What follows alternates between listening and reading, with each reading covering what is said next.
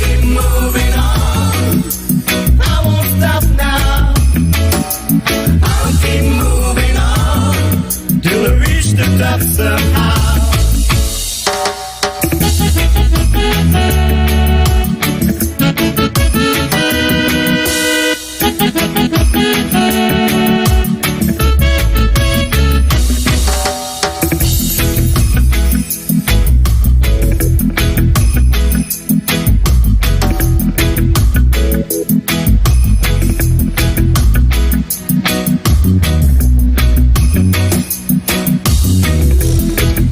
Well, good night, St. Kitts and Nevis. Good night, Caribbean. Good night to the world. And all over the world, we do have our Kittitian and Nevisian diaspora. Some in Asia, some in Europe, some in Africa, and a whole lot of you all over North America. So I will be at liberty to say good night. I can't say good morning. I can't say good afternoon as well, as one of such greetings will be applicable to the region in which you now find yourselves, and to all those who are connected via Win FM, our sister station. We say good night, or we say greetings to all of the Win FM massive. And if you're joining me for the first time, we welcome you, and just to inform you that Straight Talk is a participative program. By that I mean we include your calls, we include your emails, and if you're so minded to call, the numbers are 646-829-6672 and or 869-663-6672. That's that local number is 663-6672. My Stray Dog family. And Stray Dog is a public service program that facilitates and promotes free expression on all issues of national interest, be they legal, be they environmental, be they technological, social, economic, and or political issues. On Stray Talk, we do have a forum to express ourselves freely. Let's in the process continue to keep St. Kitts and Nevis as one of the freest countries in the entire world. In this program, we try to raise the level of national consciousness. We try to raise the level of national discourse by alerting our people to their rights, to their responsibilities, and certainly to their obligations. And we speak the truth. There's no democracy without truth. And I know there's no truth without controversy. There's no change without freedom. And there's no freedom without progress. Good night, good morning, good afternoon, wherever you are. And yes, we do have our email platform as well. And that address is Straight Talk, that's Straight Talk Patches, that's one word, StraighTalkPatches @gmail.com. That's Straight Talk Patches @gmail.com. I understand, on a sad note, that a dear friend and brother of mine, Steve Hodge, has gone to the great beyond. Steve Hodge, you know, he used to be in North America for lots of years, and Steve, we understand, was back home for some years, and he has now gone to the great beyond. We say, we extend condolences to his wife or ex-wife Tara and his son Miles. Miles in particular, I'm looking forward to seeing you, my dear brother Miles, but be strong. I understand as well that those of you who are asking, I understand that the King Rockefeller's funeral, I'm trying to find it here, sometime next week. I think it's Monday. I stand to be corrected. Forget me if I'm wrong. I think it's next week Monday. I believe I saw it someplace. Next week Monday at the Wesley Methodist Church at 2 in the PM. So let's go pay our respects to the fallen brother and People's King Rockefeller I think it's next week, Monday. I stand to be corrected, but I'll reconfirm that during the course of the program. And one other observation. We're going to make several observations, yes. But I haven't brought you the COVID update for some time because we're not receiving any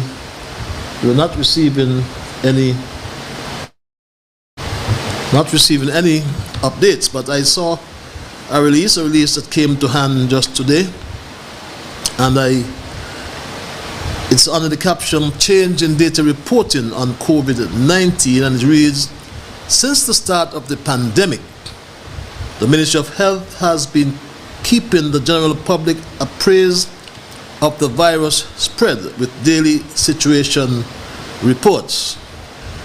We also were producing daily reports on the vaccination coverage once a vaccine became available to the public. We have come a long way over the last 2 years. The virus is now endemic, and we have a high population threshold of immunity through a combination of vaccination and infection. The daily positive case count is at an all-time low, and life is back to near normal with a significant rollback of most of the COVID-19 protocols. The Ministry of Health no longer sees it fit to publish a daily situation report.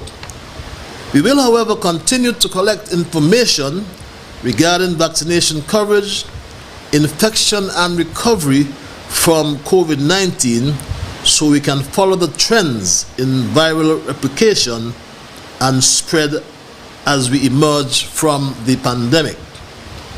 Situation reports will be posted on a weekly basis on the government's website at covid19.gov.kn website with immediate effect. Thanks for your cooperation and understanding, and this comes from the Office of the Chief Medical Officer, and we must really give the HEOC, the NEOC, and the former administration as well kudos for really, so to speak, winning the battle against this dreaded COVID-19 pandemic, something we've never seen within a century, over 100 years. And tonight, my Stray Dog family, in relation to our observations and review, I want to say that it's the time, for those of you who may be unaware, it's that time when we, in fact, when we highlight the issues and do some reflection. We then ask a few questions, such as what was accomplished, how has it helped others, what has changed since, and what can be expected next. Also, what new we have learned or have we learned as a people. And our first observation follows up on our last program when we spoke about the issue in relation to the hypocrisy, because many citizens are still talking about that hypocrisy of Prime Minister Drew during his attendance at the United Nations General Assembly.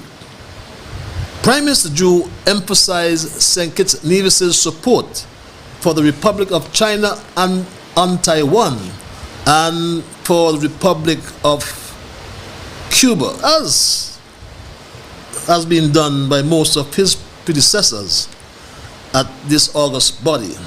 And recall, we said, we informed you that Prime Minister Drew had this to say. I re-emphasize our unswerving support in the UN system. Taiwan has been a long-standing friend and a partner for sustainable development. Mr. President, I can also speak firsthand to what our friendship with the Republic of Cuba and what it means to me and its value to the people of St. Kitts and Nevis. Cuba has partnered with my own country and many in the developing world in healthcare, education, training, and agriculture. We therefore called an end to the decades-long embargo imposed against Cuba. And my Stray Dog family, the Taiwanese government no doubt felt pleased, extremely pleased about that mention, and in fact they would have expected such mention at the United Nations General Assembly. What for sure the Taiwanese would not have expected was for Prime Minister Zhu to, so to speak, thumb his nose at the Taiwanese with such open diplomatic contempt, knowing fully well that not even a Taiwanese student can attend. No Taiwanese can even walk through the gate of the United Nations. But Prime Minister Zhu took a citizen from mainland China as part of his supporting delegation. The action, and we must really stress this, the action of Prime Minister Zhu on the international stage, I say so respectfully, it was despicable and downright offensive. It was a diplomatic slap in the face of Ambassador Michael Lin and all the Taiwanese here in St. Kitts and throughout the world, and even the President of China, who invited the new Prime Minister to visit the Republic of China and Taiwan.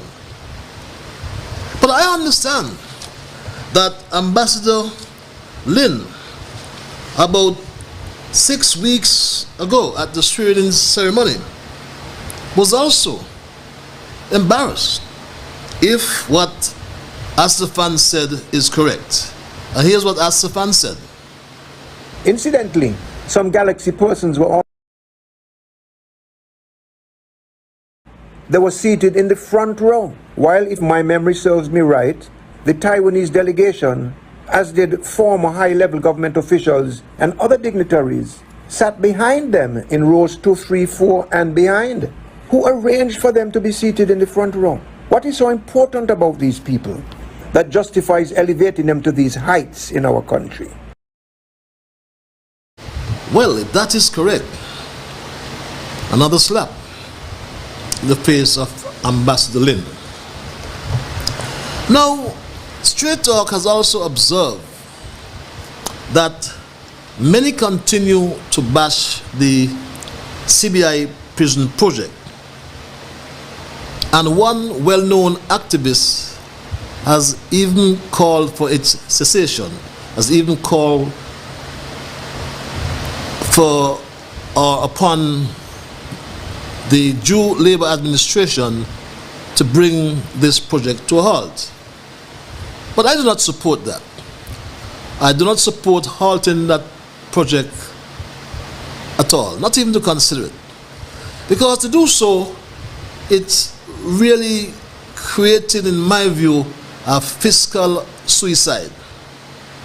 It would be fiscally suicidal, because the CBI is the really only source of foreign direct investment. I've heard the Prime Minister, new Prime Minister, said that he's going to diversify the economy. He said he has investors. I mean, he said he signed MOUs.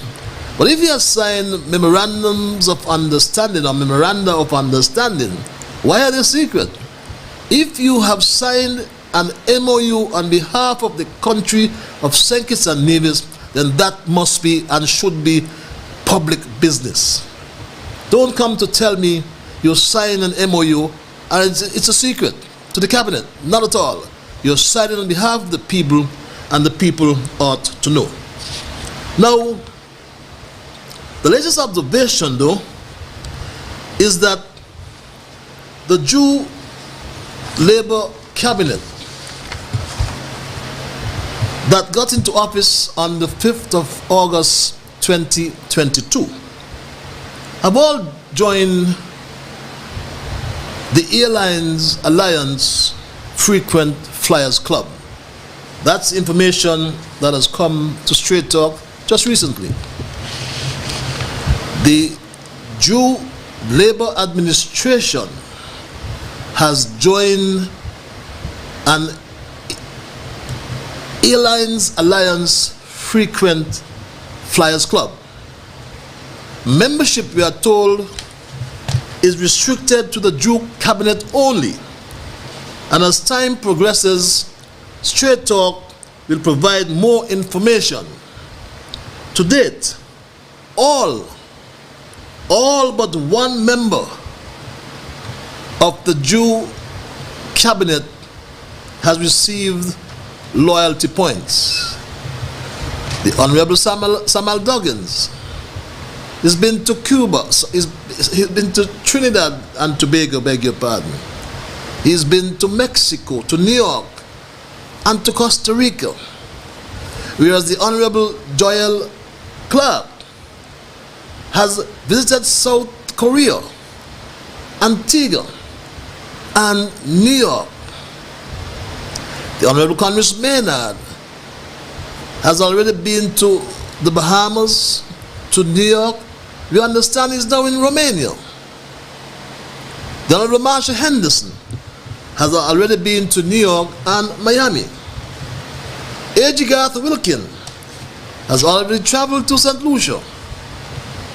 The Right Honorable Denzel Llewellyn Douglas went to Barbados, then on to England to bury the Queen as a member of her Privy Council. And from there, he traveled to New York, and we understand to Washington, D.C. And many keep asking me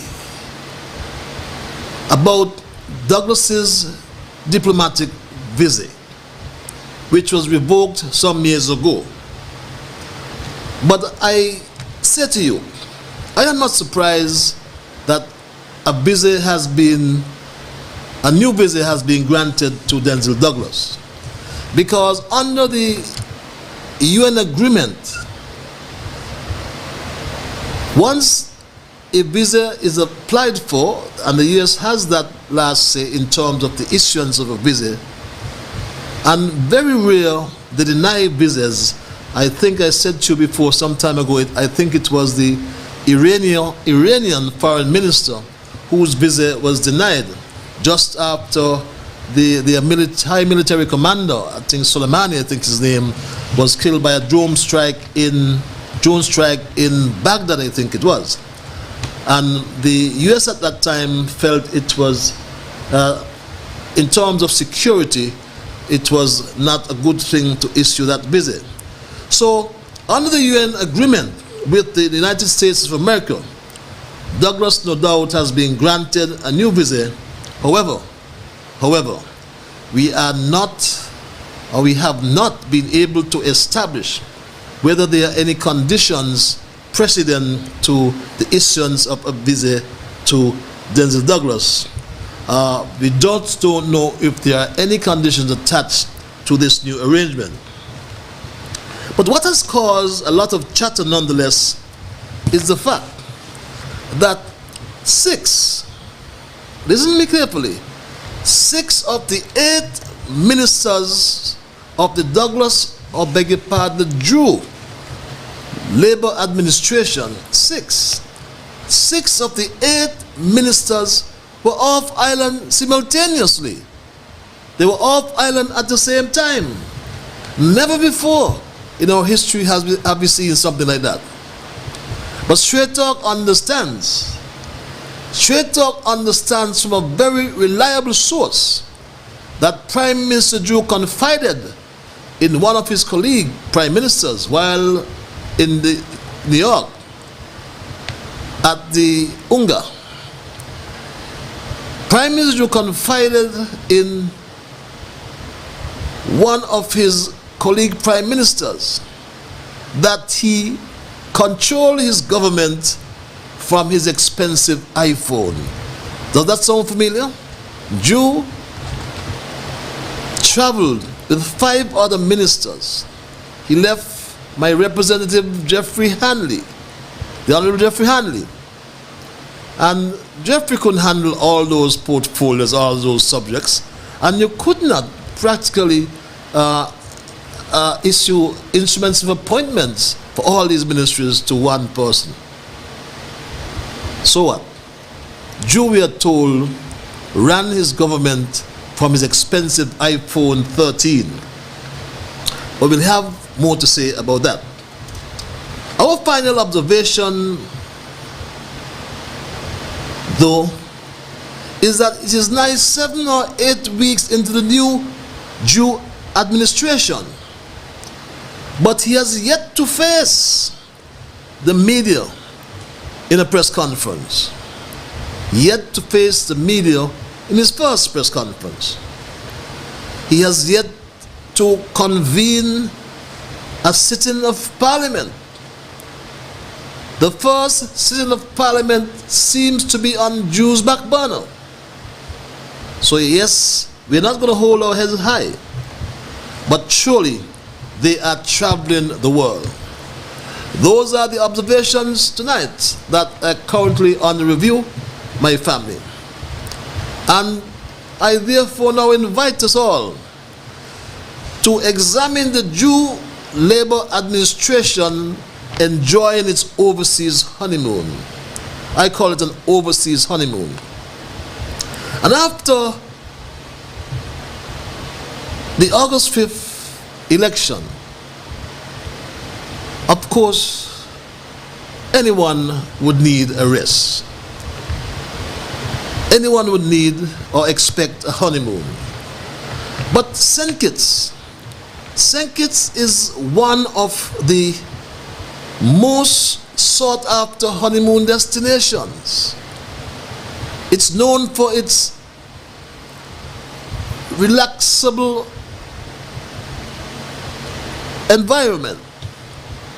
And yes, the Jew Labour administration needs a break. He needed a break at the start of his first term so that they can ease into the office. But the situation in St. Kitts demands leadership that can find solutions to our problems and not scapegoating or blaming our predecessor. And in fairness to Dr. Jew, in fairness to Prime Minister Jew, he has done some things. Yes, he has done some things like these. Also dealt with making the CFBC. Students can go to a CFBC without cost, and surprisingly enough, it only cost us about $1 million per year, or to $1 million to $1.5 million per year to send our students to CFBC for free. We also put in place payments for students who go, economic cost payments for all students who go to University of the West Indies. But so these were 2 significant steps that we would have taken that would have gotten us there. The other thing was in terms of the laptop program. We have also started to move to put the laptop program back in place. Why? Because we want our students to have access to technology so that as they educate themselves, they're left behind. They can compete, as we said before, with those in China, India, and across the world, Western Europe, and so forth. Even though we are small, we believe we can educate our people. Yes, and he must be commended, Prime Minister Jew and his cabinet, for introducing these measures. CFBC, free tuition, reintroduction of the laptop computer, I believe starting in the 5th form, and of course return of the economic costs for students going to the University of the West Indies. But what is troubling most Kittitians and divisions is that Prime Minister Jew and his cabinet are honeymooning overseas. It has to be, with all that overseas travel in such a short space of time. And as I said to you before, St. Kitts Nevis is one of the most sought after honeymooning destinations in the world. It's known for its relaxation, it's relaxing. As some people put it, it's languid, it's safe. And Drew, if he needed relaxation after winning that election, I'm sure it surprised him. It surprised him. But after winning that election with a one-seat majority, then he could have relaxed in St. Kitts. But he took everyone out. Examine this. The Minister of Public Infrastructure, the Honorable Condolences Maynard, is now traveling to Romania.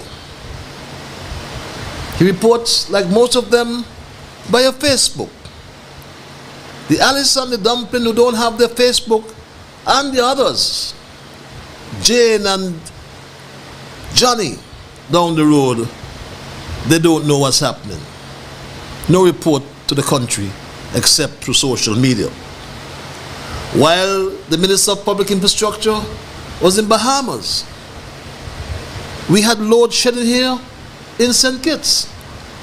Our electricity was going off and on.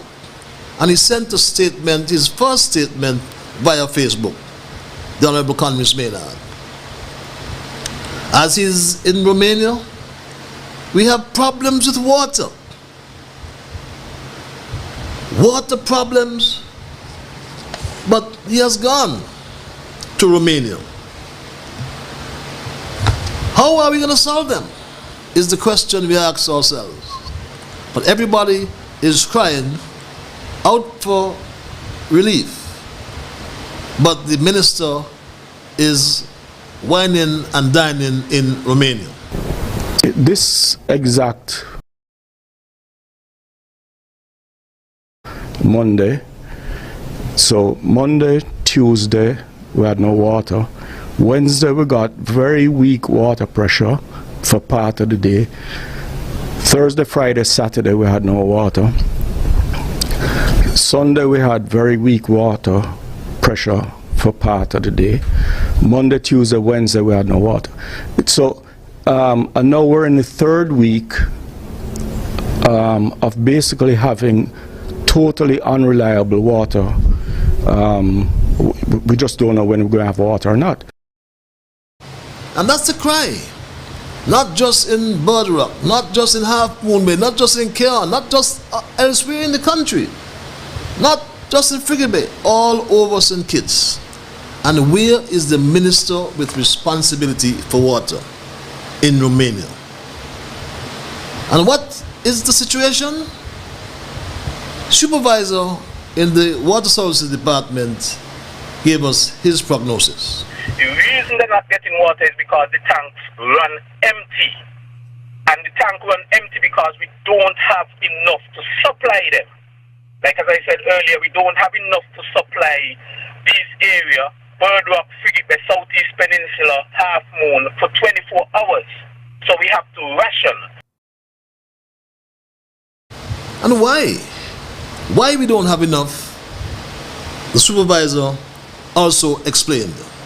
Because if we don't turn the water off at night time, the entire Frigate Bay and Bird Rock area would run out during the course of the day because we don't have enough. The demand is too high. Demand is too high, according to the supervisor. And what has caused or exacerbated this problem? He explained as well. All of this is because we're not getting enough rainfall. That's the only source where we get rain from right now. Water from right now, from rainfall. The only other option the government will have to do pretty soon is go into desalination. And then that could solve the problem. And we have heard the talk about desalination for ages. Even in my time, we spoke about desalination. But what is of major concern? What is of major concern, quite frankly, in my view, is the issue as it relates to our major source, that's the Bastia Aquifer well field. I am concerned till this day. We can't continue pumping the aquifer like business like normal, like we used to do before, because we reach a safe hill where we have to pay really close now, because we reach like very close to brackish water, what you call salt water. You consider it like salt water, and if we pump that water all the time, it will mess up the aquifer, and the aquifer will be messed up for like a lot of years. It will take a long time, a very long time, so it could replenish itself. Yes. And going back to 2009, in 2009, when there was the Minister of Agriculture, Minister of Public Infrastructure, beg your pardon, they refer to him as a sleepy minister. You know who he is. The Water Services Department, and it's sad to note that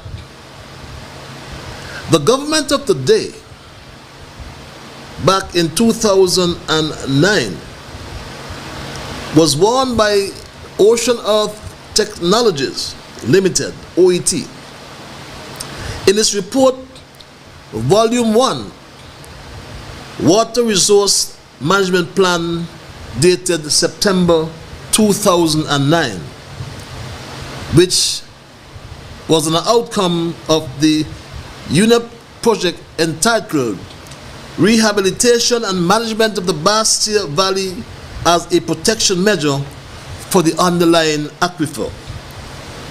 An excerpt from this report reads, and I quote, "There is a trend of declining static water levels observed in the Bastia well field.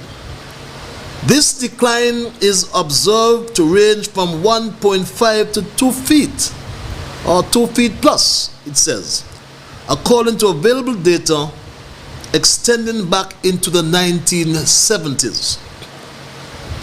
The decline in water levels appears to have accelerated from 1999 to 2009, with an increase in groundwater withdrawals. Continued dewatering of the aquifer will lead to increased areas of salt water intrusion and declining potable water quality within the well field. 3 zones of salt water intrusion have already been identified in the well field, in the well field area, beg your pardon, by the MER mapping. And this was 2009. Now, in 2017,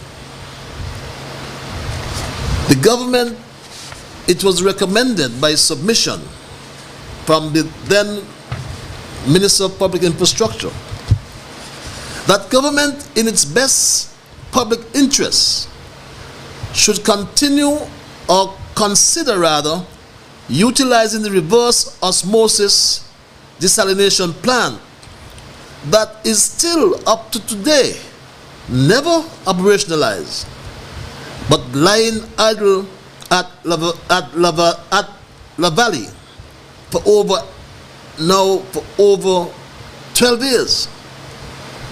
And we thought if we operationalize that plan, it will help to mitigate the existing water shortage resulting from low aquifer levels through relocation of the said plant to Bastia.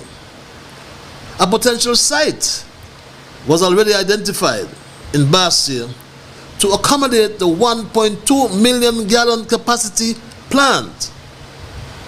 The cost of relocation, setup including construction and drilling of nearshore wells, also commissioning, it was recommended that these would be offset through public-private partnership so as to ensure production of water within 6 months. By 2016, this was late 2015, beg your pardon, I said 2017 earlier. But such an arrangement was only approved in principle. But the fact is sadly, that the government of the day were warned. They were warned way back in 2009 of the potential loss of the aquifer. And Supervisor Carty rightly said this. I repeat it one more time.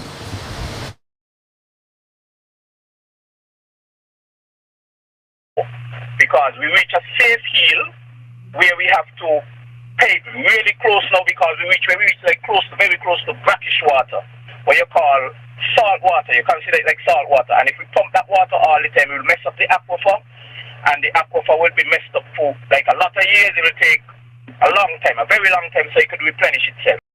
We can't continue pumping the aquifer like business like normal, like we used to do before, because we reach a safe hill where we have to pay really close now, because when we reach like very close to brackish water, what you call salt water. You consider it like salt water. And if we pump that water all the time, it will mess up the aquifer, and the aquifer will be messed up for like a lot of years. It will take a long time, a very long time, so it could replenish itself.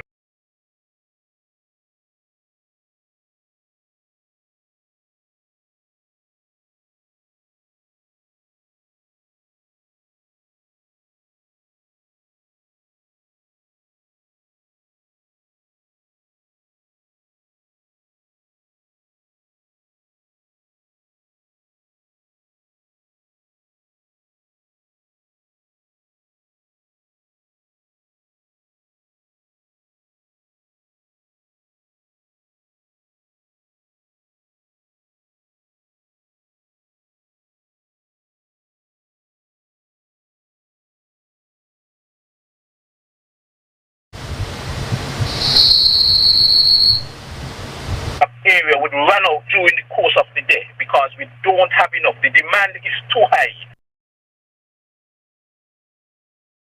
Yes, come back home.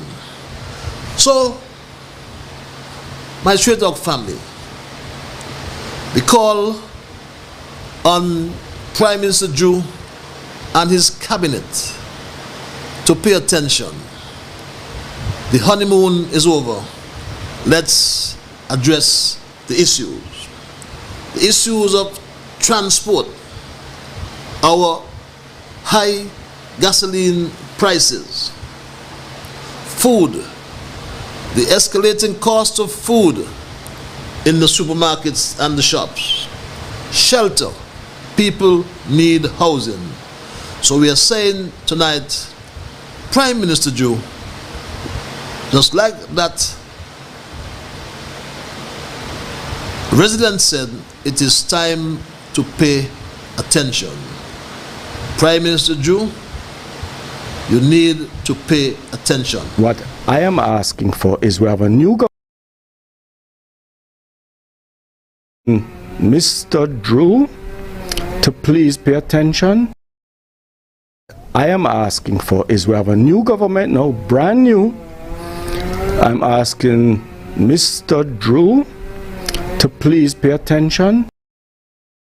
Yes, the country is asking Mr. Drew and your brand new government, pay attention to the issues that are important to the people of St. Kitts and Nevis.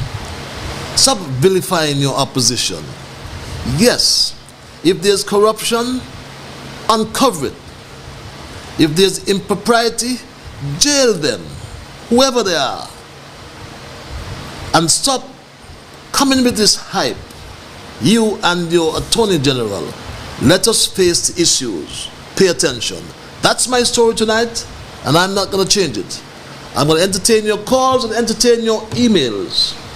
My Stray Dog family, I'm going to the lines. Again, the numbers are 646-829-6672, 663-6672. I always implore you to respect others. And of course, to achieve that, you must first respect yourselves. Let us try to be fair to all concerned. Let us try to build goodwill and better friendships. Let's, in the process, in the things we say and we do, let's hope they are beneficial to all concerned. And in saying and doing those things, let us strive to build a kinder, gentler St. Kitts and Nevis. Let us try to build a kinder, gentler St. Kitts and Nevis. It's time to unite the country and stop with these cheap shots. Time to come off your honeymoon. No time for honeymooning, in particular honeymooning overseas. We have issues to face in the country. Let us face them. And let us face them in a manly and womanly way.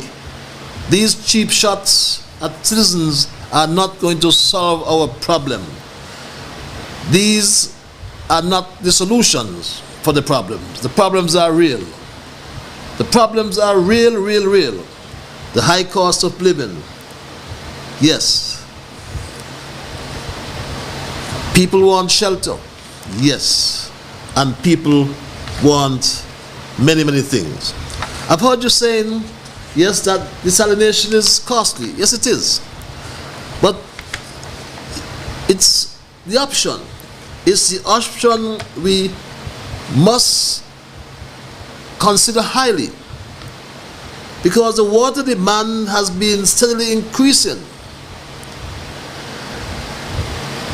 And during the period between 2008 and 2017, in the Bastia, Frigate Bay, Southeast Peninsula area, and St. Peter's, due to developments such as the Christopher Harbour, Silver Reef, Ocean's Edge, and the list goes on.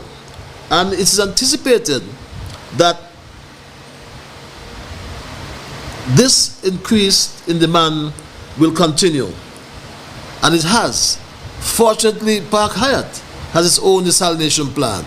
Fortunately, the Marriott has its own desalination plant.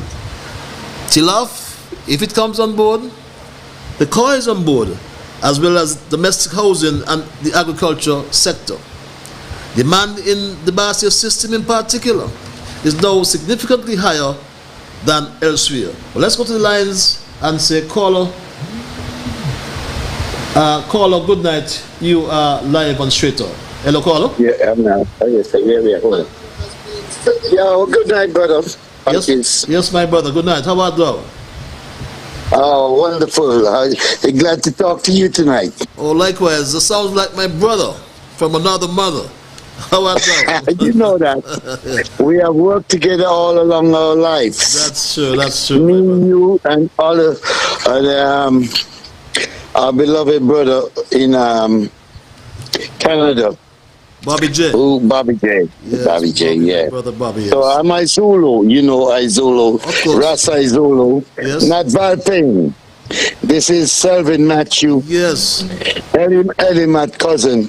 Yes, who Eddie Matt used to be with up here. Spent 3 years up here with me. And that's all it is. What I'm trying to say to you tonight, are you listening? Sure. I'm listening loud. I'm listening closely, sorry. Okay. Our brother Mick Heiliger, we grew up together too. Myself and Mick, he was a drummer and I was a percussionist in the days when he was growing up in Virgin God and Tatola. The BVIs. And now he's the father of our Prime Minister.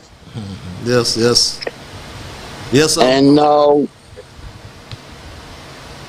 so therefore, I would like to reference that, we are people that know each other. We eat out of almost the same plate. Yes, drink out the same cup. Back in the days with Larry Keynes and all this guy, Nogo, and everybody on 4th Street, we was going up and down.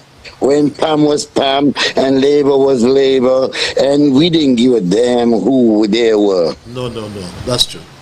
Because when the band don't play in Pam, he going up to Mass's house. That is true. And when the band don't play in Mass's house, he going on to Pam. Yo, listen to me. We had no differences of opinion because my girlfriend mother, back in the days, my daughter is Cheselyn, and her mother named Adora. And she was all labor, and I used to clean Mass's house. I used to do all kind of things. But that had nothing to do with it. True. I just love the girl. She had to follow her mother. Yes, And I following her. Because I want her. And then we got this child, the beautiful child, Jocelyn Charles. So therefore, and then when we done, we gone up Pam, go enjoy ourselves. Band used to play in every place. Band play in anywhere. You remember that? Yes. Right in front of Mass's house, Pam had a place. That's right. You know, tell me, In the cellar, what yes. is the problem with us today? What is the misunderstanding problem? Now Mr. Jew is in power now. He's we raised us. We pitch marble together, you know. Matches, you know that, you know. Yes, we do. We did, yes. We play top together, you know. Yes, my brother. Those were the days. Those were the days, yes. Those were the days. All I'm trying to say today is about love, not division, not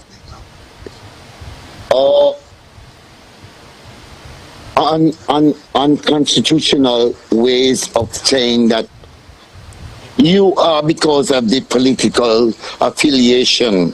Okay. We can't see eye to eye. Yes, we gotta get over that. So thanks a lot for your input, my brother, and trust that you're okay. Otherwise, I'm totally okay.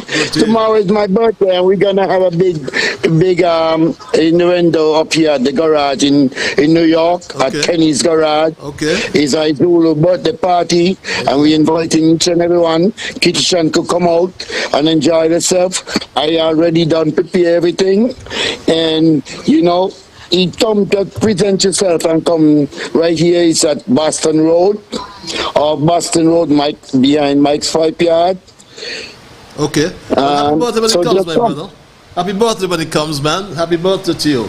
Tomorrow is my birthday. Happy birthday when it comes, my brother. I Zulu. Okay. Good to see you. And I welcome all each and every one. I'm gonna have Jamaicans, I'm gonna have Kitishans, I'm gonna have St. Lucians, I'm gonna have everybody at my birthday party. All I'm trying to say is that we need to respect one another. Sure. Mr. Jew is a person that Mick has presented, and Mick and us play marble together, and we play top together. He is who we are, you who are, you are, and listen, stop this political innuendo. Okay, my brother. Thanks for your input, my dear brother, and love each other for who they are. thank you very much. And happy We all birthday a when it comes. Kitchen. Okay. We all a Kitchen and love Kitchen and Nivisions for who we are. Okay, thanks a lot again, and happy birthday when it comes, my brother.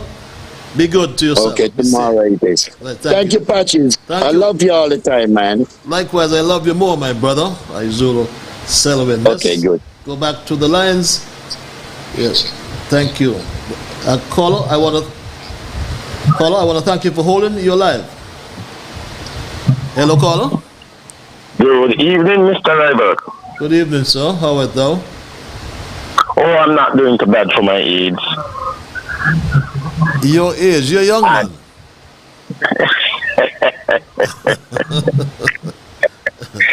You can't be young. You can't be young when you done past 55. Man, age is wisdom, my brother, nonetheless. Age is wisdom. That's Be right. proud. That's right. Be proud. And good evening to the listeners from on the board. Mr. Albert Calbrown here. A couple of questions I want to ask.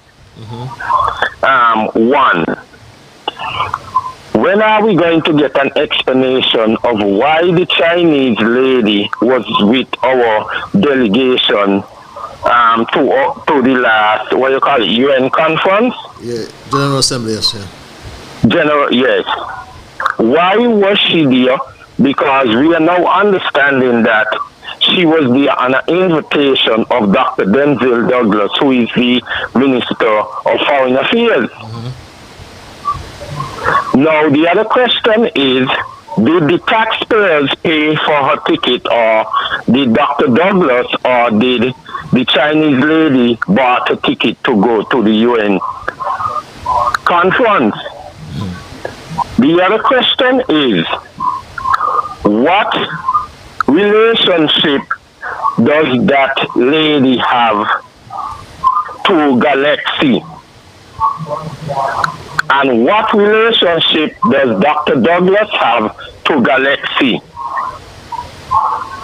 And one of the things I observed earlier this year, Galaxy provided all the food and drinks for the PLP convention at the Patsy Alice playing field.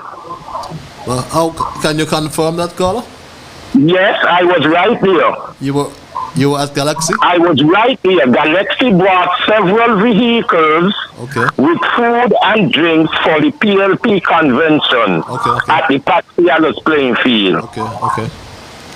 And you are speculating that they gave the food, or PLP? I didn't say that. So, all I'm saying is that this Galaxy seems to be very friendly with all the governments. And the question I am asking, does that Chinese lady have any connection to do with Galaxy? And the other question is, what relationship does Dr. Douglas have with Galaxy? The other thing is, right? China was represented at that conference.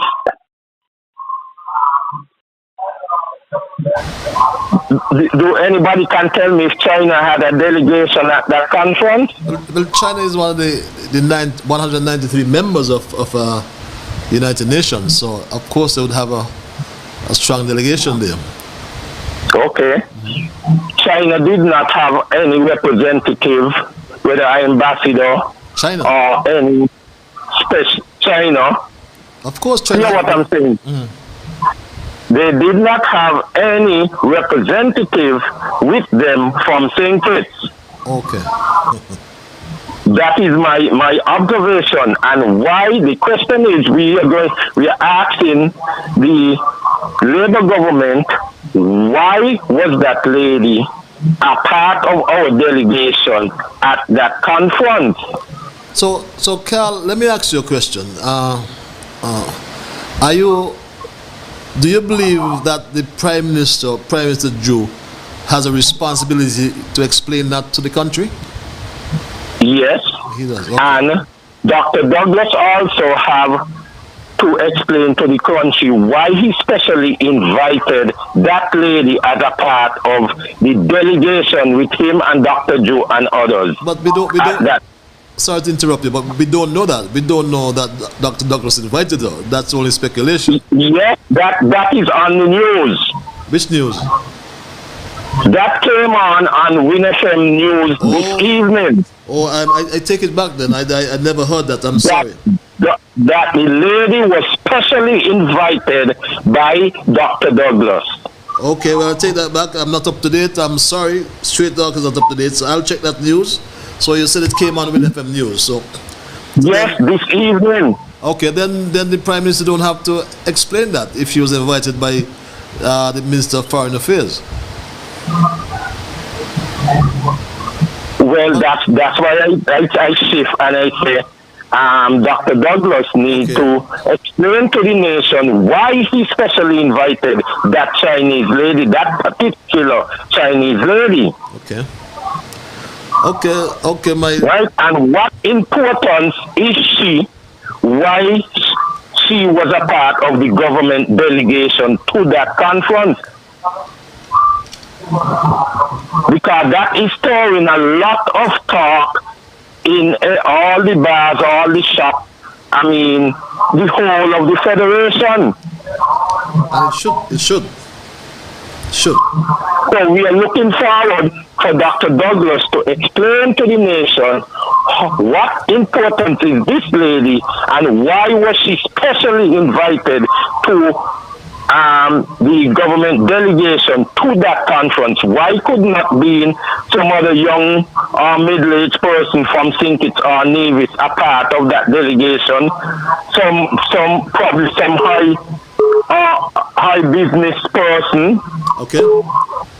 Okay, well, we got your questions. The last thing, what is causing a lot of talk and chatter here around the Federation is when Dr. Joe is going to pay the honorarium that is promised to the frontline workers.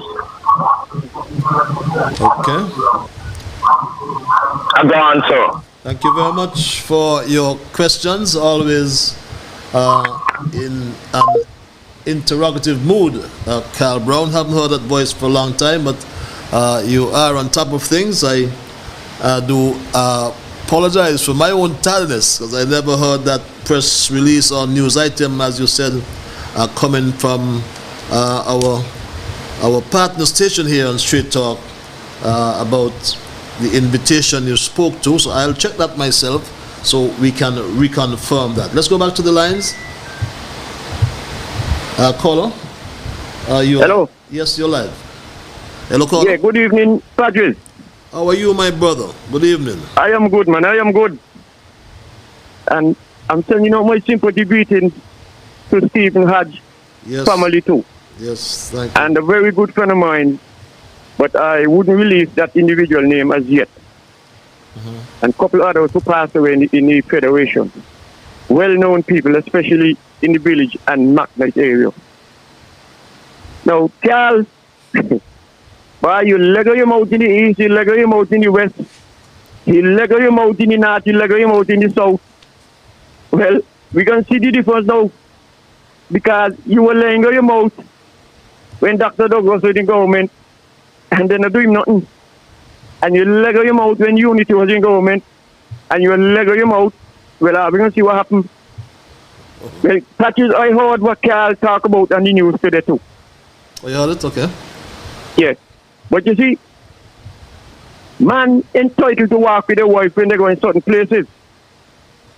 And who not gonna wife entitled to walk with a girlfriend? And who not gonna girlfriend, you have a friend, a close friend, a good friend. So if you have a spare ticket, you go give your friend a ticket. But you listen to this. There was back the election without paying money, giving money, sharing money. There was back the election without giving money, because that's how it used to be. There was back the election with the people live here, the people live here, the people live here. There was back the election with the people live here, because that's how it used to be.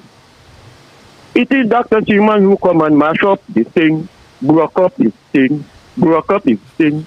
It is Dr. Seaman who come and mash up this thing. No, so it used to be. Now, that is, I want to say this. You talk on the street, look, Carl, let me use Carl words. You talk on the street. Everybody a moan and a mumble and a going under the arm.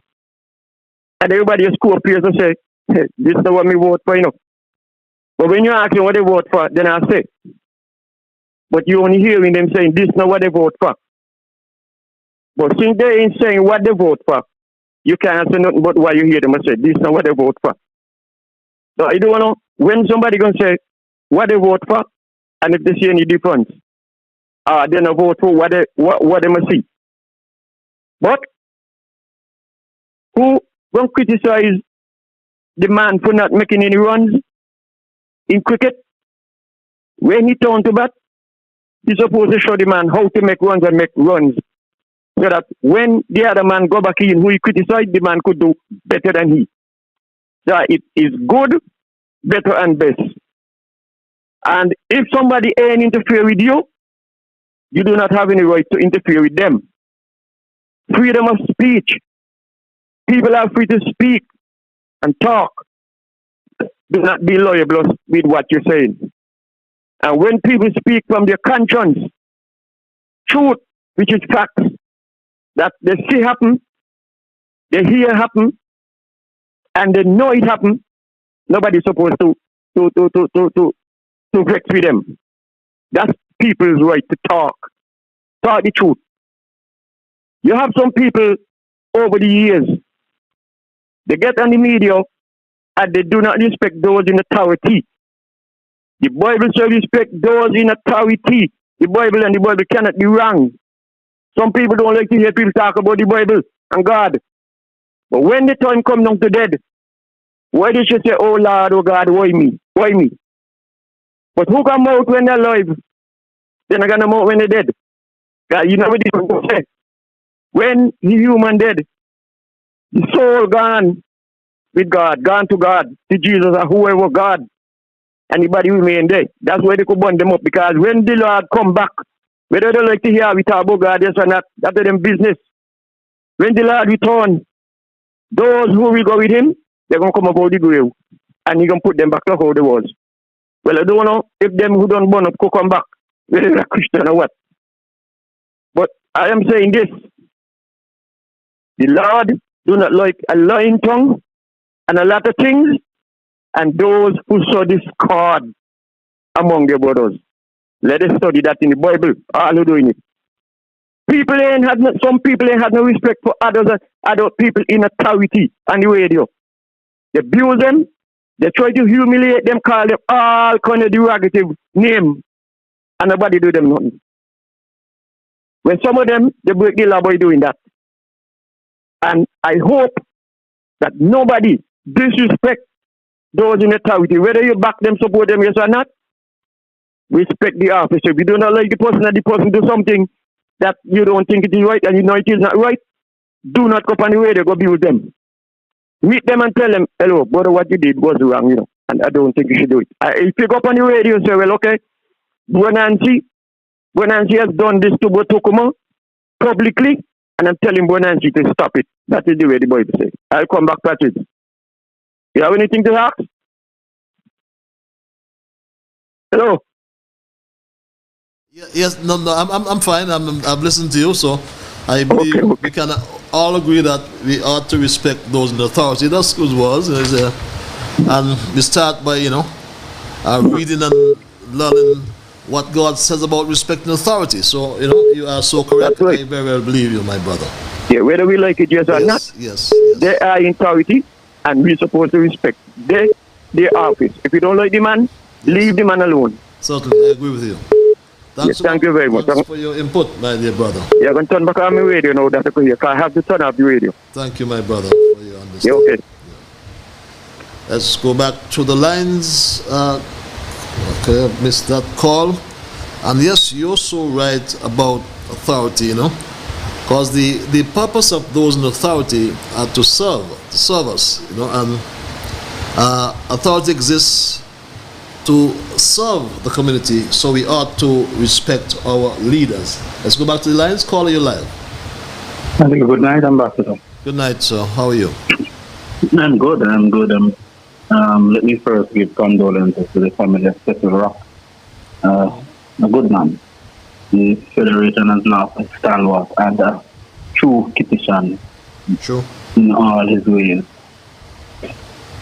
I have started, I've listened, so a lot that has been said over this short period of time since the government has started. And I listened to you on Monday, but I was unable to call in.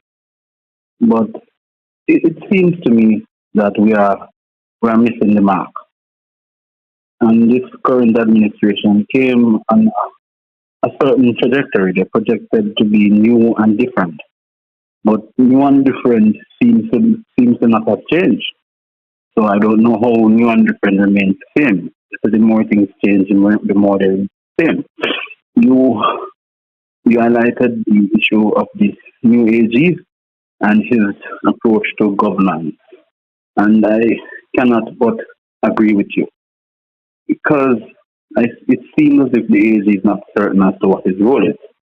And I hope that within the next couple of days, he will clarify exactly what his role is in this new government.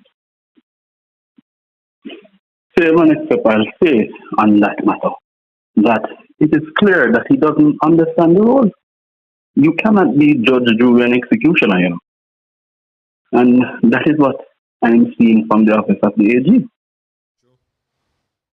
When you will have a new AG who's going to now take onto himself the role that the civil service is supposed to be doing, in terms of he wants to name and shame civil servants, then I don't think that is the role of the Minister of Justice. That ought to be, if somebody ought to be prosecuted, that's the role of the DPP, and you made that clear. Now, this Chinese thing is very worrying. Why it's worrying? Because the new government campaigned that a prison ought not to be built. But then we're now told that this Chinese lady was invited at no other, not an ordinary place, you know, the United Nations General Assembly, which is normally, that is a spot that is normally given to persons who are diplomats, friends of the countries, and the friends of the administration in terms of those who work within the administration. So it is clear that the new administration is not understanding what they wrote, and they are still trying to figure out what it is. But I'll say that, you know, it is sad. It is really sad because my grandmother always say, you know, I'm ambassador, that a leopard cannot change his spot. And it is clear that nothing will change and nothing has changed. Because when you're talking about bringing an investor, you're not talking about an ambassador. So we need some questions need to be asked. Does this lady have a diplomatic passport? Has she been appointed as a diplomat of the country? That's a question that needs to be asked. We're now told that she was invited. I heard it as well on the radio. She was invited by the Minister of Foreign Affairs. So is the Prime Minister in support of that? That's a question that we need to ask. Did the administration support this decision? Why wasn't the Minister of Tourism present? Why wasn't other ministers who would maybe would want to have had their feet wet? So, you know, for better for lack of a better term, in that setting. But Ambassador, it is clear to me that something is not right. And you know, Emperor Haile Selassie once said that it is the silence of those who could have spoken that have caused injustice to triumph. And I saw something, and let me move away a little from this, on the independence ceremony of the Federation, where a military band, would play a song that was politically motivated one, that was used as a campaign song of the incumbent government. And then when you speak on it, you're told, oh, it is much to do about nothing.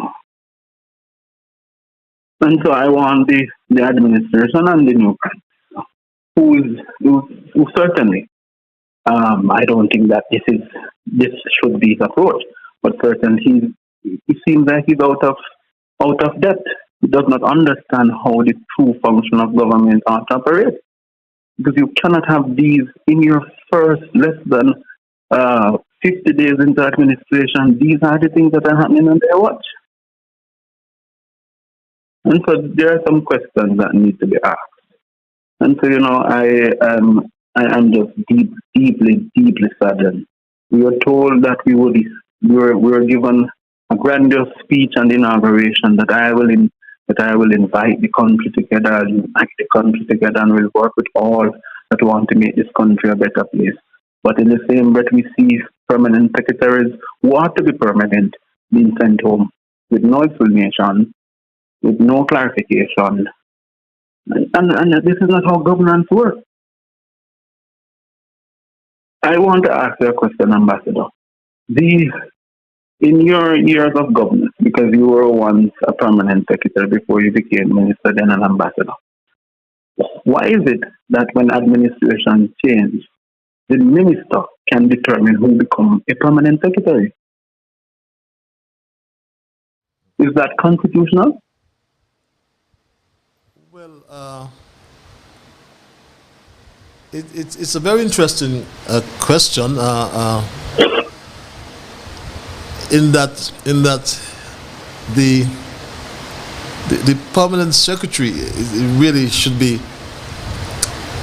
a position that, as it says, permanent, because they are on the pensionable establishment. But I think it's because of our politics and the politics that's being practiced, you know, and I could understand it. I know at some time years ago the view came about to actually have permanent secretaries on contract, you know. So sorry, if a minister comes in, or he or she has a choice,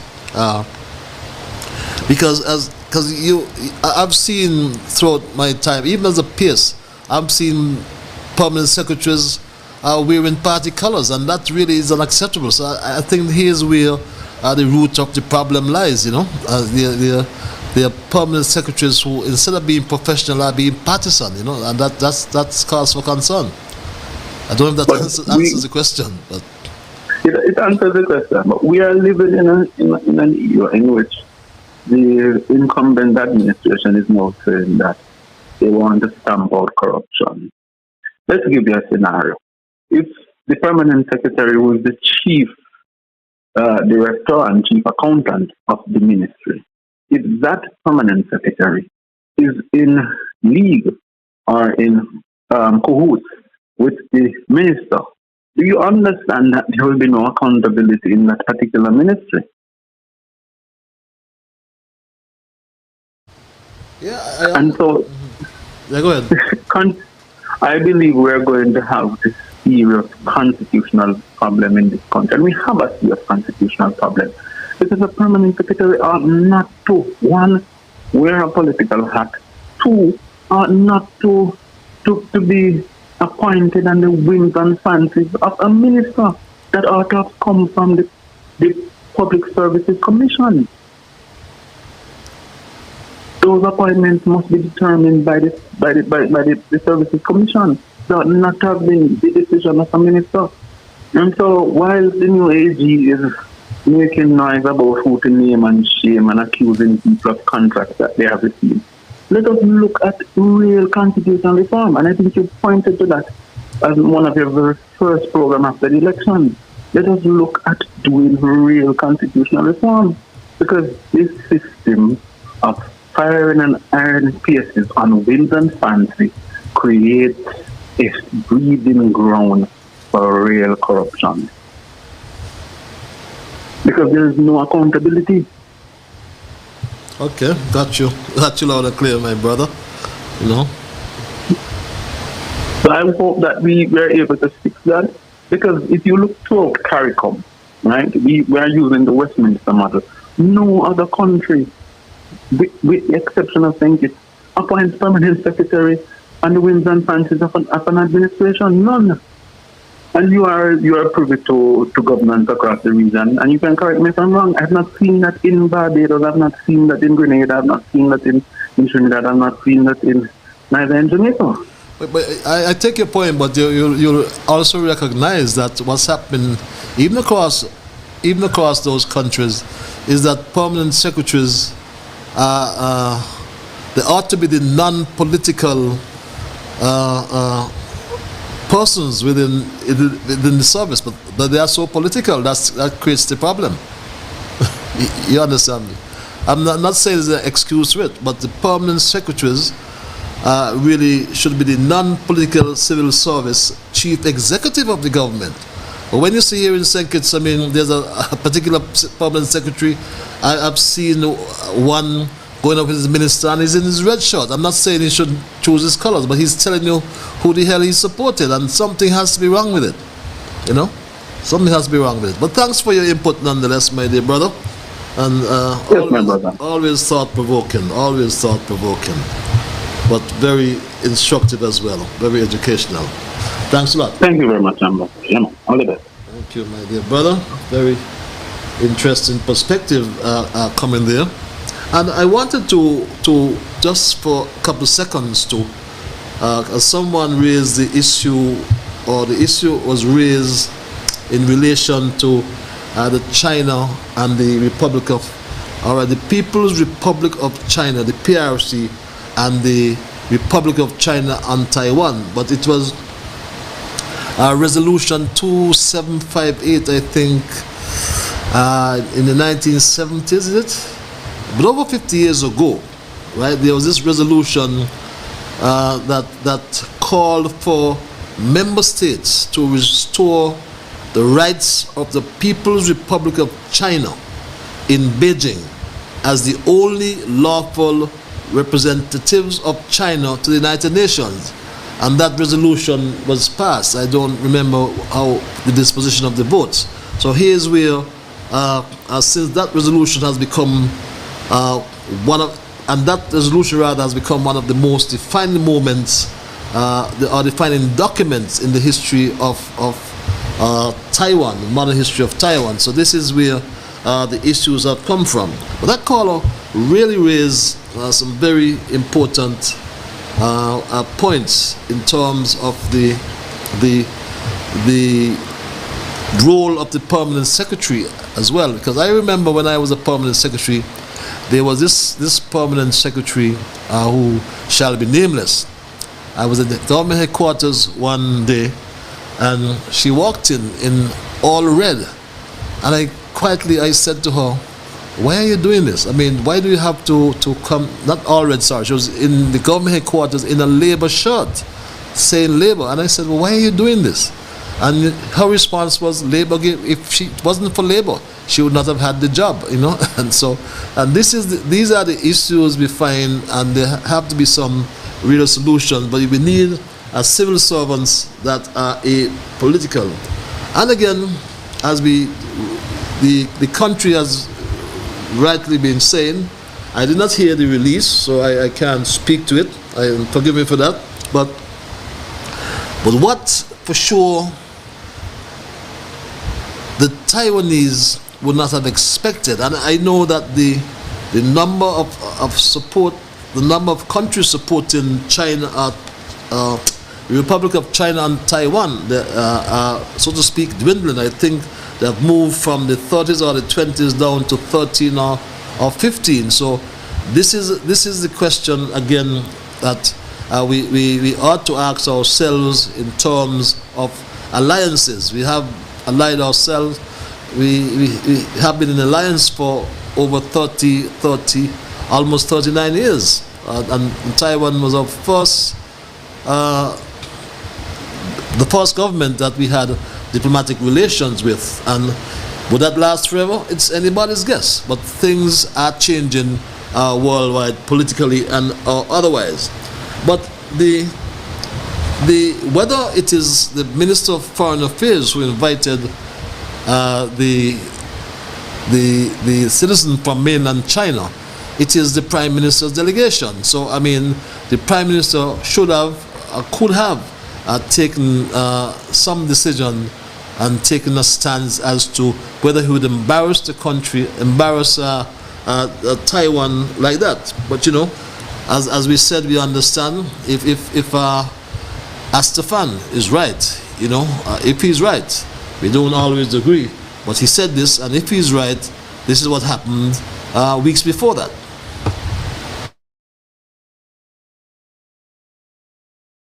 Cabinet. They were seated in the front row, while, if my memory serves me right, the Taiwanese delegation, as did former high-level government officials and other dignitaries, sat behind them in rows 2, 3, 4, and behind. Who arranged for them to be seated in the front row? What is so important about these people that justifies elevating them to these heights in our country? Incidentally, some Galaxy persons were also present at the swearing-in ceremony of the new cabinet. They were seated in the front row, while, if my memory serves me right, the Taiwanese delegation, as did former high-level government officials and other dignitaries, sat behind them in rows 2, 3, 4, and behind. Who arranged for them to be seated in the front row? What is so important about these people that justifies elevating them to these heights in our country? Well, again, if Astafan is correct, then it all started right here in St. Kitts before they went onto the international stage. But whatever it is, I believe that the Prime Minister, as head of the delegation, has to accept responsibility, because the Minister of Foreign Affairs is junior. He's junior as it relates to the rank. He is the Prime Minister, and the Prime Minister, as it is said, is first amongst equals. But my Straight Talk family, if you have just joined me, and you're hearing this for the first time, you are listening to Straight Talk. Straight Talk is your program. Straight Talk is heard every Monday and Thursday from 8 to 10 p.m. If you heard it for the first time, if you like it, tell the whole world about it. Tell your neighbor, tell your friends. If you do not like what you hear, then tell me. But here on Straight Talk, we get nothing but the truth. There is no democracy without truth. Lots of people make excuses, as I think it was Culture was saying, that people do not like to hear the truth. Those are my words. Those are not his words. But the truth is that the truth is always controversial. But there's no change without freedom. The fact that we change the government, then the people in St. Kitts are free. There is no change without freedom. But there will be no freedom without progress. It's something we have to also think about. Let's just go to the lines and say, caller, you are live. Hello, caller. Yeah, Patrick, I'm back. I do not always agree with a lot of things that Doyle say, but I have to give him kudos on correct, and I agree with him, because Doyle, Sam Kando, and Dr. Martin, we know every week that they on talk shows bashing the former Prime Minister Dr. Harris and Team Unity and also PLP. But how many of them now going to come out and speak like Doyle? Look, Doyle come out and easy conscience, clear his conscience with what he says is wrong. What happened to Dr. Martin and Sam Kandano? Where are they? Where are they to come out and do like Doyle? But every week, all of them used to be on radio along with Doyle. And look at Doyle now today. Doyle ain't afraid to say what he see, and he tell you that we ain't right. So I call in on Dr. Martin and Sam Kando. Come out, man, and speak out like Doyle. Thank you, Patrice. Thank you very much, my brother, and I do apologize. I do apologize for my viewers for not having up my screen earlier. I just recognized that I was talking under some form of anonymity, under some cloak, but that was my bad. I did not have my screen up for almost an hour, or over an hour. So I do apologize for that. I was not hiding from you, my Straight Talk family. So I do again apologize for that. Let's go back to the lines. Caller, you're live. Hello, caller. Yes, caller. Yes, Mr. Liburd. Carl Brown here again. Yes, Carl. How are you? Not too bad at all. Questions again, right? The last government and this present government, I see that the company or organization Galaxy is very friendly with these two governments. Could somebody explain what special services that they are providing that these two governments is so in love with them, so attached to them, that everything that is major importance of the country, that they are a part of it? What special services that Galaxy does provide that no other local company or organization in St. Kitts Nevis can provide to the government also? The other thing is, the minister, Honorable Liburd, is his PS, his auntie? Congress Maynard. Eh? Congress Maynard is, yes, his PS Yes, is, his present PS is his auntie? Question. one of his PSs, yes. Well, I remember several months ago and for the past 7 years, Dr. Timothy Harris was taken to task for family members being holding high-ranking jobs and offices in this country. And Labour campaigned hard and strongly against that. When Labour also was responsible for putting a major number of Dr. Timothy Harris into some of those same jobs. So I'm wondering now if new Labour, according to them, is the same old Labour. Because they campaign strongly against a lot of things that Dr. Timothy Harris and Team Unity were doing, and they get in government in less than 2 months, and they are doing practically the same thing in less than 2 months, and haven't even called a parliament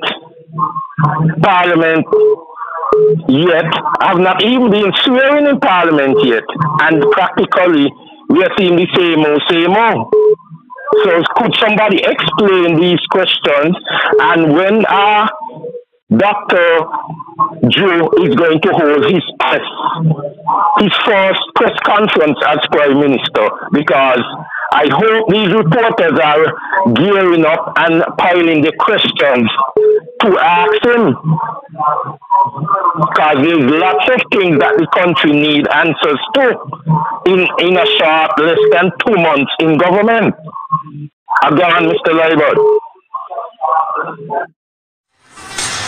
Thank you very much, my dear brother. Yes. One reason.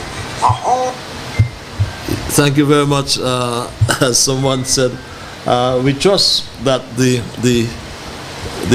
fourth estate, as they call it, do not disappoint us, or disappoint you rather, and ask the question, because we have to improve our democracy. We have to really, as my dear brother very early, Selwyn Izulu, right? I mean, he was talking about the days when, and I can testify to that, when we played at PAM, I sang at PAM, I sang at Massey's house, you know, but those were the days gone by. But this sort of, as I mentioned earlier, there are some people who want to criminalize others because of their political differences. And when we thought we would change things, it seemed to get worse. And that's an issue that's troublesome. But as we continue our discussion tonight, I don't lose sight of the fact that there's some real issues that have to be addressed. Real issues. And no vilification, no bringing down of people, or no false statements about people would help us. That won't change the cost of bread in the shop. I mean, how many times you hear that this person, things are looking bad in the service? If things are looking bad, investigate them and bring them out and stop talking nonsense and vilifying people. You hear a member of the cabinet talk about somebody got a lot of money. But what services they provided? Did they provide services or not? If somebody gets 10,000 US a month, what is the service he or she provides? He must be balanced. And if you're a minister of justice or what, there must be due process. Everyone has a right to a hearing. You can't, as somebody said earlier, you can't be judge, jury, and everything. No, you cannot be, and prosecutor. Not at all. But my Stray Dog family, it's 27 minutes before the 10 o'clock hour. And Stray Talk is heard as we said, every Monday and Thursday from 8 in the PM, or 8 to 10 PM every Monday and Thursday. And tell your family, tell your friends, tell everyone that we are now teamed up. We have now teamed up with our friends over there at WinFM, and we are bringing you that radio feed from WinFM to be exact. So we have teamed up with Win, like I said, and bringing that radio feed as well. For those of you who have heard us for the first time as well on this program, we actually beam through social media, Facebook and YouTube. So share the link. Yeah, go on to the Patches Liburd Facebook page and just Google Ian Patches, Straight Talk with Ian Patches Liburd. But let's go back to the lines meantime. Caller, you live. Hello, caller. Are you there, caller? Patches, good night. My dear brother Jamdo, good night. How art thou? I'm fine, my brother. Patches, I'm fine. Patches, during the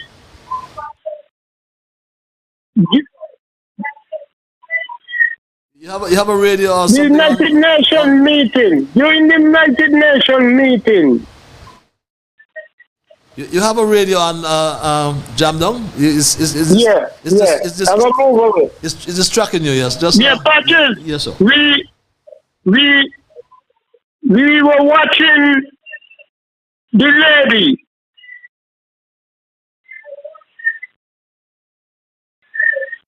And then what happened is that they had a ball where petitions went out to meet the young new Prime Minister. And you find Brigadier Marshall was very disrespectful to petition. Petition have choices. Petition aboard and Catholic in no party. They born here. They have choices. And I think what Brigadier Marshall was trying to do to the Prime Minister was awful. And Brigadier Marshall have to know them kind of politics plan and Christina. Them things done where people have the right to choose who they want to development of this country. I felt so bad to hear the Marshall. And it looked to me like the petition was so embarrassed. I didn't know it was streaming. But we see it down here and it's a big talk come to care about that near and the Chinese women up in the United Nations meeting. In the topics, I think it is a big talk. And I'm very disappointed in Marisha because I thought the political is not sure. Have a good night, Patches. This is Jamdown. Yes, Jamdown. Have a good night as well. Well, I don't normally mention that name on my program for obvious reasons. But I take your point. Let's go back to the lines. Caller, I want to thank you for holding your live. Hello, caller. Help Mr. Tom. Good night. How are you? I am always much better when I hear you, but remain peaceful. Okay. What about yourself? I'm all right. Really all right. Help me sing this song. Come, let's go. Round and round the chin bar. Round and round the chin bar. Round and round the chin bar. This, that we all fall down. You know that? You're taking me back in time. You're taking me back in time here. Cause family. Yes, no. All around the chin bar. Man. Boy, I tell them fix the Constitution. Abba no better than Saba. Have a good night. Have a good night as well. Have a good night as well. Yes. South Carolina in the house. Round and round the chin bar. Remember that song? How many of us remember that song? This email reads, kindly continue to keep us or keep the citizens and residents of the Federation of St. Kitts and Nevis at home and abroad fully informed on the pertinently relevant national issues, particularly the current ones. The eminent former ambassador and permanent representative to the United Nations for the Federation of St. Kitts and Nevis, Mr. Ian Patches Liburd, may God continue to bless you and all of the other members of your nuclear and extended families. By Patches reads that email. Thanks for the salutations, my dear Street Block family. Call you live. Yes. Patches? Yes, you're hot, eh? Yes, sir. I'm here again. Jamdang is correct. Well correct. But anyway, you said don't mention the coin name there, so and I think you don't want worth mentioning on this program. Yeah, true. Because he has no respect for nobody. Now, I'm going to show you something, Patches. The opportunity that come tonight, Thursday night, he ain't going to come back tomorrow night, Friday night. And a reason for me saying that, when I was in St. Thomas and I was working with Prime Food, a warehouse that has 32 employees. Now, a guy, one of the employees, he was singing a song with Sparrow. They make him work like slave. And a black boss man threatened him to send him home because he's singing the song. They make him work like slave. So I tell the boss man, but you can't send home the man because he's singing a song. He ain't thieving nothing, he ain't disrespecting the place of employment. And you will be wrong. And Labour Department will deal with you if you do that. And I get vexed with he. And when I was coming out of his office, there was a man from Tatol selling lottery ticket. And he had the last piece of ticket in his hand and he shoved it in my face. And he said, here, boy, this. I said, man, move from in front of me with the ticket, man. Because I was vexed. And that was ignorance to tell him I move with the ticket. If I didn't want it, all I had to tell him no. And I ignored the man and 3 co-workers put together and they bought the ticket and that ticket played $99,000. So saying that to say this, my good friend Sean Richard was going faithfully and waiting patiently for his turn at the front to be the Prime Minister in this country. And he had 3/4 of the mile more to go. And he let somebody come and give him a glass, a big mug of ice water, tell him drink that. And you got 3/4 of the mile to finish 26 miles. And you go drink the ice water. And he messed up Sean politically. All what Sean had to do, take it easy, Sean. Don't let anybody who wants your position come and tell you stupidness and lead you astray. See they know? They come and pump ignorance in Sean's head. And see Sean lose an opportunity that will never come back to him in St. Kitts. Not the way the politics is. Not with these politics jumps. So Sean, I'm sorry that you had to listen to them before they come and advise you what is right and encourage you to go forward. They come and pull it on. And now not one of them they could help you. They can't even give you a piece of pinch in your bread. But you have a good night. I ain't going to come back for the night, with us to the night. I just call in to say that. Thank you very much. Opportunity of missing today, ain't going to come back tomorrow. Yes, you're so right. Good night, my dear brother. Let's go back to the lines. Thank you for holding caller. You are live. Hello, caller. Okay. Good night. How are you? I am peaceful. Yourself? No, the line just keep cutting out because you know it's a cell. What I want to find out if it's two father or one. And thanks to Win FM to have you on the program. Because, you know, the other sugar money, people used to call down the Prime Minister, but they get what they want. You understand? And God bless you and keep you. And may His face shine upon you to be coming to tell us all what's going on. Have a good weekend. Yes.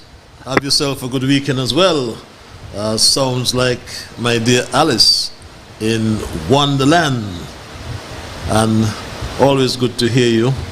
And may the Lord bless you and keep you likewise, my dear Straight Talk family. It's now 17 before the 10 o'clock hour. And, you know, looking back at what transpired with, as you said, Sean Richards. But let's go back to the line. I'll tell you something more about that. Let's go back to the lines. Caller, you are live. Hello, caller. Good evening. Good evening, sir. You remember Jimmy Cliff had sing a song, There's More Questions Than Answers? That is correct. There are more questions than answers. Okay. And there's also a saying, who pays the piper call the tune? That is so correct. Okay. So Carl wants to know how come that lady friendly with everybody? But you could have tell him patches. But I was wondering if it's Jimmy Cliff sang the song though. But anyway, I know this song, but I could have told him what you said. Oh no, I think it was Johnny Nash.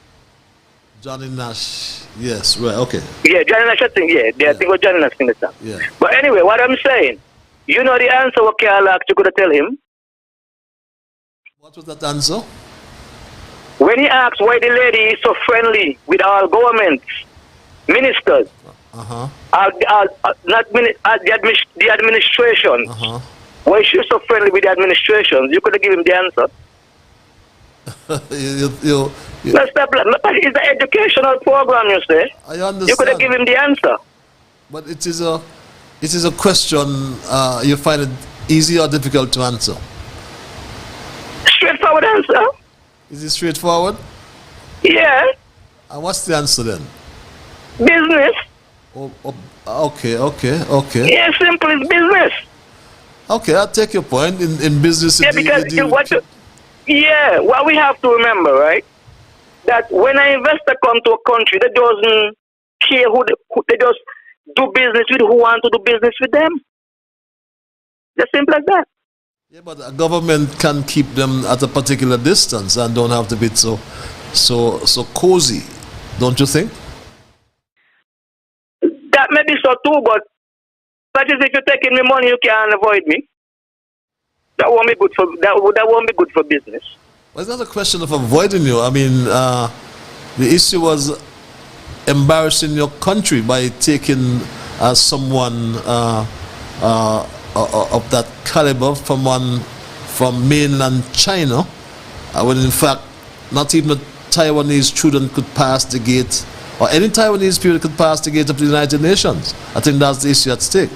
Because remember, I understand the situation, because I think was one those Windward Island had a problem where they were dealing with Taiwan, and then they went to deal with China, and then they ended up in a problem. Problem? What's not a problem? No, remember one of them islands were dealing with I think it was Taiwan, and then they went on to deal with China, and then it ended up with a problem where one of the country was asking back for some sort of money or something. One of them Windward Island, a couple of years ago. They started off with one, and then they wanted to switch to the other, where it created a problem. I beg recalls, Missy, but I don't know. I don't remember the I don't remember, but it was a Windward Island. They started off dealing with Taiwan, and then they wanted to switch over to China, and it created a problem. Well, lots of the Caribbean islands have moved away and gone to mainland. China. Yeah, and for obvious reasons. You think we're trying to do the same thing here? I won't be so no, because listening to Dwyer of the seating arrangement in the swearing-in ceremony, where some was ahead of the other, and so ask him if you think if the same thing might happen here, where we, switching from one to the other. Well, I mean, there are some people, in some quarters, although we've had over 30 years, almost 40 years, a relationship with Taiwan. When one considers the strength of the Taiwanese economy, you ask yourselves if we have benefited enough, or shouldn't we have benefited more from that relationship? So it's debatable. But and based on the grounds and what,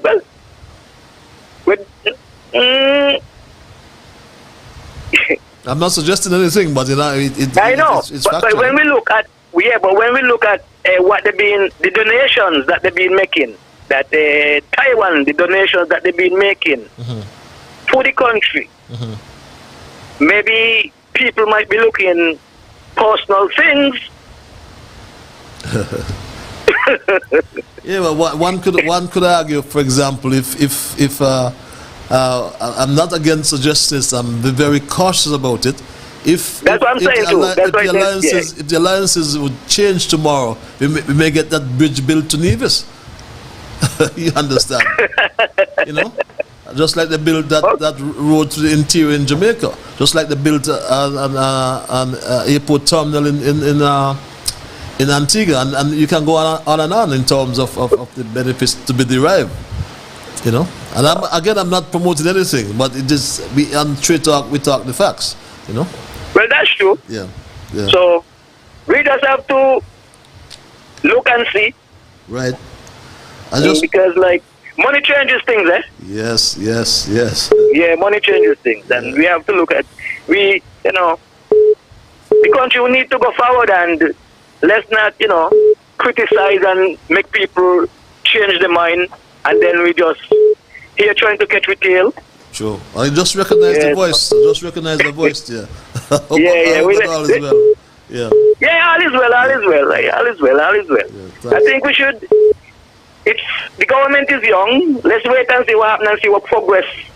If these trips will bring any fruit, because some of the time you plant and the weather is that bad, they don't come. So let me see if the trips, if they see them that they're trying to plant, if they will germinate, and what will be the fruit from them. Only time will tell, my brother. Right, that's what I'm saying. So let's play it by ear and not criticize too much. That's true. That's reasonable. Yeah. Thanks a lot for because the country needs to move, and it takes money to move it. That's correct. That's correct. Because we can't do it by ourselves. That is so true. Yeah, we can't do it by ourselves. We need help, and a lot of help right now. Yep, you're so correct. Anyway, all the best. Same to you, my dear brother. Good to hear. According to the man when in the States, see you when I see you. See you when I see you, my brother. All right, all the best, really nice. All the best. Yes, thanks. Yes, we go. They go back to the lines. Caller, thank you. Thank you. Holding your line. Excuse me for coming in again, Ambassador. But on this matter of the relation with the People's Republic of China versus our relationship with the Republic of Taiwan, China, I want to say that we must be very careful how we tread this relationship. I have a first-hand experience of how the Chinese operate. These examples, a lot of the regional governments have never ever explained to their countries what is truly happening with these Chinese companies. First of all, no Chinese company comes into the region without being backed by the People's Republic of China, right? If they're from mainland China. They are not spending money that is solely theirs. Yes? So the ordinary, for example, in Jamaica, we have seen where China Harbour Engineering Company, road construction company, have underbid on many of our road construction projects. And now, after underbidding on the project, within 2 to 3 months after the project, the cost escalates. You can't compete against these companies because, one, they have access to rates, to loans which are far away less than which your people have. And so we have to be careful. These people are not doing this. Their sole bidding is not for capital alone. Their sole purpose is not the capital. They're doing the bidding of the People's Republic of China. And a lot of bad debt is being used to finance these projects. But we have never had a serious discussion about this. And so I want to urge the government, be careful how you approach this People's Republic of China relationship. It will be a very dangerous road, and they stop at no length. They do not, if they ask for a mile, the next minute they need more than a mile. Because we have to be careful how we approach that relationship. The people of Taiwan have been very good to us, and I believe we should sustain that relationship. Nothing should be done solely on the basis of profit. Relationships are not just what your friends can give you. We have seen the mess that the region has entered because of the Venezuela situation, where many, including Jamaica, have abandoned Venezuela and are now suffering as a result of that. So that's just a word to the wise. let us be careful how we trod into this relationship with mainland China. Thank you, Ambassador. Thank you very much, my dear brother. It will be interesting. There was an interesting read. I think it was in the New York Times some period ago. I'll try and find it, but it is the caption was "The World Built by China," and China has invested in infrastructure all over the globe. They have invested in the health of countries, believe it or not, agriculture and so on. So it is all about geopolitics, and no one is saying we should not be cautious. No one is saying as well that we should move away from anything. But the fact is, and the reality is the reality, and we have to understand where we are in this world of, as I say, geopolitics, because it is a world. It's so unpredictable. It's filled with so much uncertainty and so much complexity. And in today's world, we just have to be pragmatic about most things, or all things, I should actually hasten to add. Good evening, Mr. Liburd. Read this email. Blessings and peace unto you. I know you always speak the truth and do your investigations. Could you please shed some light on the status quo of our Governor General? We knew when he left, but no date has been given for his return. Is PLP still a functioning party? Is work on a new prison continuing? Please, always peaceful, read this email. As we wind down tonight's programming, I can only respond positively to your last question. Is the work on the new prison continuing? As far as I am advised, it never stopped. So it is in fact continuing. As we wind down tonight's programming, and just for those who joined me belatedly, I want to just in summary, we looked at the issues as it relates to what some people call the hypocrisy of our Prime Minister during his attendance at the United Nations, when he emphasized St. Kitts and Nevis' support for the Republic of China and Taiwan. And I'm sure the Taiwanese government felt pleased about that.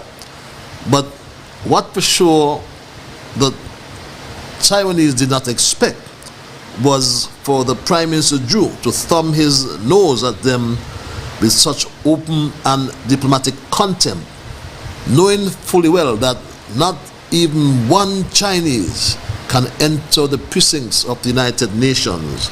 But a citizen from the mainland China was part of the Prime Minister's supporting delegation.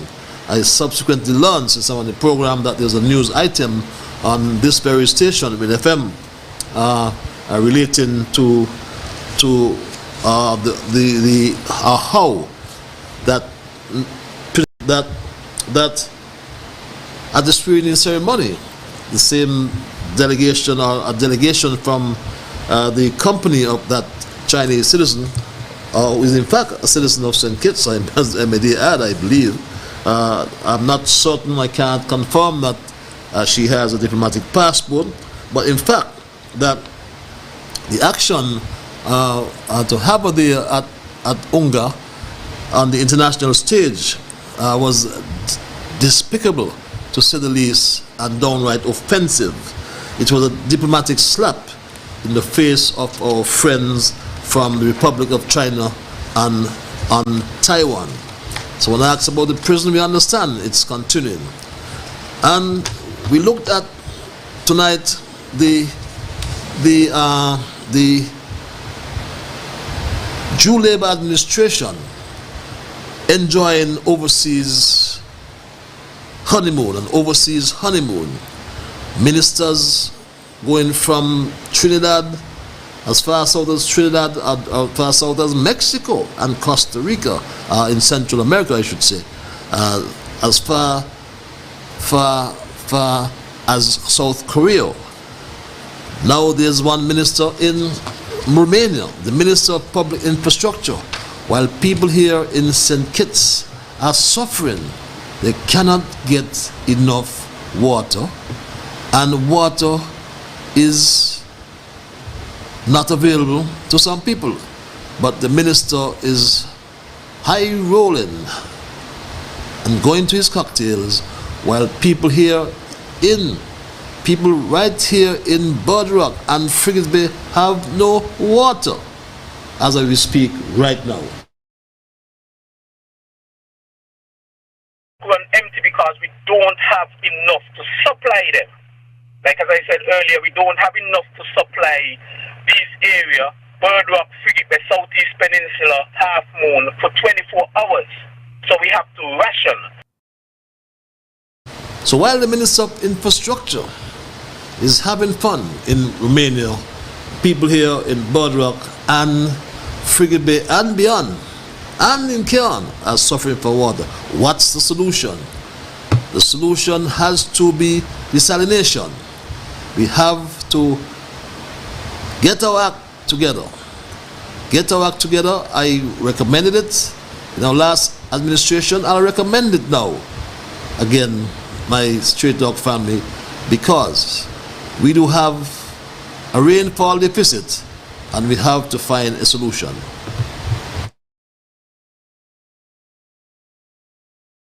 Where we get rain from right now, water from right now, from rainfall. The only other option the government will have to do pretty soon is go into desalination. And then that could solve the problem.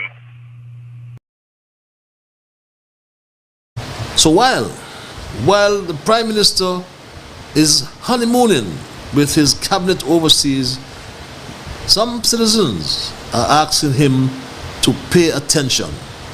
I'm asking for is we have a new government now, brand new. I'm asking Mr. Drew to please pay attention. And that's just one request to the Prime Minister. Please pay attention. Pay attention to issues as it relates to transport in the country. The cost of gasoline. Pay attention, Mr. Prime Minister and your cabinet, to food. Our insufficiency as it relates to food. The costs, escalating costs each time we enter the supermarkets or the grocery. Pay attention to shelter. The people need houses.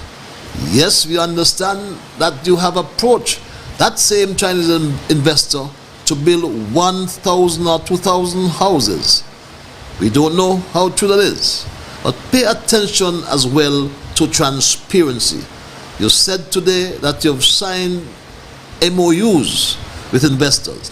But if you have in fact signed memoranda of understanding with investors, there is no secret. The country must know. That's my story tonight, and I'm not going to change it. My time is done, and I gotta run. I want to thank Almighty God for guiding our conversation tonight, and as always, I want to thank all those who contributed by your telephone calls, by your emails, and even just to listen on social media or on your radio Win FM. I do apologize for those on social media, Facebook and YouTube. I had my screen locked down tonight and coming from a position of anonymity, not intentionally. I do apologize for that. I had nothing to hide. We don't hide anything. We don't have anything to hide here on Straight Talk.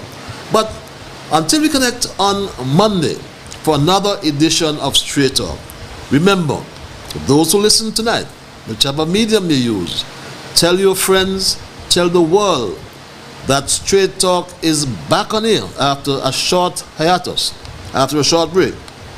Straight Talk is now partnering with Win FM 98.9. Tell everybody, spread the word, share your link. And until we connect on Monday, I want you to be good to yourselves and to all whom you meet. Have yourself a wonderful weekend. Take your rest, do your chores. But I'm going to try to get to church on Sunday. Haven't been to my Zion Moravian for a long time, but I'm going to try to get there on Sunday, God's willing. But in the meantime, just remember, whatever your mind conceives, that you will achieve. But first of all, you got to believe.